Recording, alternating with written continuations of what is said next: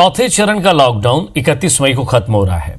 इससे पहले देश के सभी राज्यों के हालात जानने के लिए आज कैबिनेट सचिव राजीव गौबा ने सभी राज्यों के मुख्य सचिवों से वीडियो कॉन्फ्रेंसिंग के जरिए चर्चा की।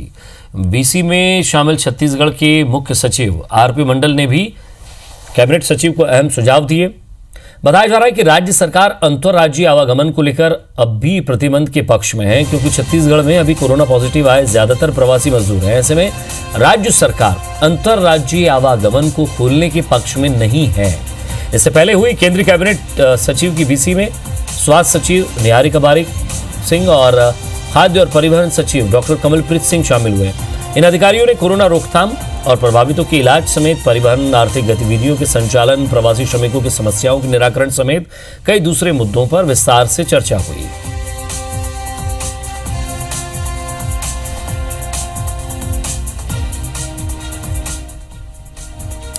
और ज्यादा बातचीत के लिए हमारे संवाददाता राजेश मिश्रा इसी खबर पर लाइव हमारे साथ जुड़ रहे हैं। राजेश, लगभग अब हम लॉकडाउन 4 को खत्म होने की तरफ आगे बढ़ रहे हैं। 5 कैसा होगा, कैसा नहीं होगा, उसको लेकर भी कुछ सुझाव और साथ ही साथ राज्यों के साथ समन्वय बिठाने की ज़रूरत यहाँ महसूस की सचिवों ने, और इसी को लिए यहाँ बैठक हुई है।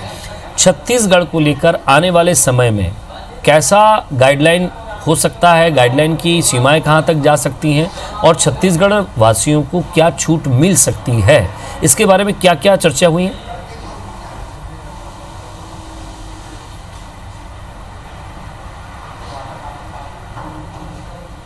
देखिए, बिल्कुल सही कहा आपने कि 31 मई को लॉकडाउन 4 खत्म होगा और 1 जून से लॉकडाउन 5 शुरू होगा। और वो किस तरह से होगा, किस तरह से छूट दी जाएगी, क्या क्या चीज़ में छूट दी जाती है, इन सभी पर विचार विमर्श करने के लिए आज केंद्रीय अफसरों के साथ में जो राज्य के प्रमुख सचिव हैं, सभी राज्यों के प्रमुख, उनकी वीडियो कॉन्फ्रेंसिंग के जरिए चर्चा हुई और उसमें बहुत सारे सुझाव दिए गए। जैसे पता चला है कि आरपी मंडल ने यहाँ पर सुझाव दिया कि अंतर्राज्यीय जो बस सेवाएं हैं वो बिल्कुल शुरू नहीं होनी चाहिए, क्योंकि छत्तीसगढ़ में कोरोना संक्रमणों की संख्या बढ़ती जा रही है। जो प्रवासी मजदूर आए हैं वो काफी संक्रमित होकर यहां पर हैं और उसको लेकर यहां की स्थिति थोड़ी सी अभी चिंताजनक बनी हुई है। तो ये अगर शुरू होता है तो स्थिति बिगड़ सकती है। दूसरी चीज आपने ये कहा कि छत्तीसगढ़ में, तो छत्तीसगढ़ में हम आपको बता दें कि लॉकडाउन 4 में ये तय किया गया था कि शनिवार और रविवार को टोटल लॉकडाउन रहेगा। मतलब उस दिन केवल जरूरत की चीजें ही खुलती थी और बाकी 2 शनिवार रविवार की बात करें तो उस समय टोटल लॉकडाउन। अब उस पर से प्रतिबंध हटा लिया गया है। अब 6 दिनों तक सभी दुकानें यहां पर खुलेंगी। सुबह 7 बजे से लेकर शाम को 6 बजे तक ये दुकानें खुलेंगी।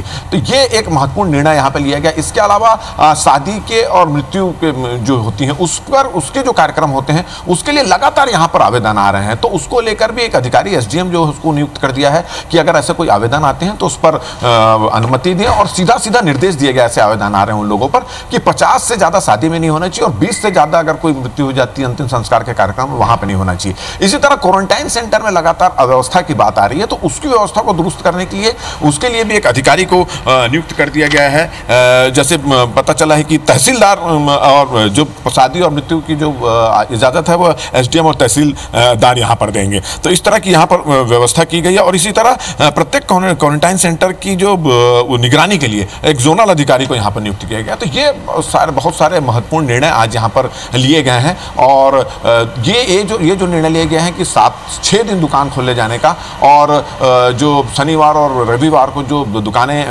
प्रतिबंधित टोटल लॉकडाउन रहता है उस पर जो छूट दी गई, उससे व्यापारी थोड़ा सा राहत की सांस महसूस कर रहे हैं कि क्योंकि अब उनको जो है व्यापार उनका वो होगा। मगर अभी भी सवाल इस बात का है कि छत्तीसगढ़ में कोरोना संक्रमणों की संख्या लगातार बढ़ती जा रही है, उसको लेकर चिंता है। और अब ये भी सोच रहे हैं कि लॉकडाउन 5 जो है वो किस तरह से होगा, उसमें किस तरह से सब व्यवस्था करना होगा। मगर इन सब के बावजूद भी एक चीज बिल्कुल अपने को ध्यान रखना होगा विजय, कि ये अपना ध्यान खुद रखना होगा, सोशल डिस्टेंसिंग का ध्यान खुद रखना होगा और किस तरह से कोरोना संक्रमण से बचना है ये सब अब खुद को ख्याल रखना होगा। सरकार तो अपनी ओर से सभी तरह से प्रयास कर रही है, मगर अब जरूरी यह है कि खुद लॉकडाउन का जो है पालन करें और खुद सावधानी बरतें। जी वाकई। लेकिन राजेश, एक महत्वपूर्ण बात ये कि राज्यों के साथ जो बैठक हुई है केंद्रीय अफसरों की, अब सवाल ये कि छत्तीसगढ़ में अंतर्राज्यीय बस को लेकर फिलहाल यहाँ की सरकार तैयार नहीं है।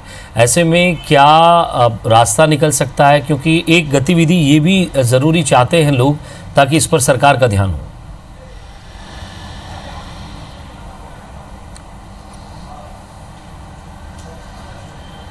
जी देखिए, अब केंद्र सरकार ने लॉकडाउन 4 में ही एक अधिकार राज्य सरकार को दे दिया है कि आपके राज्य में कोरोना संक्रमण की क्या स्थिति है और कितनी छूट, कौन कौन से सेक्टर में कितनी छूट दी जानी है, वो राज्य सरकार तय करेगा। तो इसके बाद अगर कि हमारे जो आज की वीडियो कॉन्फ्रेंसिंग है उसमें अगर प्रमुख सचिव ने एक सलाह दी है, उनको कहा है कि अंतर्राज्यीय बस सेवा फिलहाल छत्तीसगढ़ की स्थिति को देखते हुए नहीं शुरू की जानी चाहिए, तो निश्चित रूप से इस पर केंद्र सरकार ध्यान देगा। इसके अलावा एक और महत्वपूर्ण निर्णय इसमें आज लिया गया है कोरोना संक्रमण को रोकने के लिए कि रेड जोन और ग्रीन जोन, इसका अधिकार जो है वो तय करने का अधिकार अब स्वास्थ्य विभाग को दे दिया गया है। होता यह था कि कौन से क्षेत्र को ग्रीन जोन करना है, कौन से क्षेत्रों को रेड जोन करना है, कौन से क्षेत्रों को ऑरेंज जोन करना है। अब स्वास्थ्य विभाग के अफसर बैठकर यह तय करेंगे कि कहां पे किस क्षेत्र में कोरोना संक्रमण के मरीज ज्यादा पाए जा रहे हैं, तो उसको किसको रेड में रखना है, किसको ग्रीन में रखना है, किसको ऑरेंज में रखना है। और कंटेनमेंट जोन है उस पर किस तरह से सख्ती बरती जानी चाहिए, उस पर सख्ती बरतना किस तरह चाहिए, इन सब बातों को लेकर यहाँ पर चर्चा हुई। और निश्चित रूप से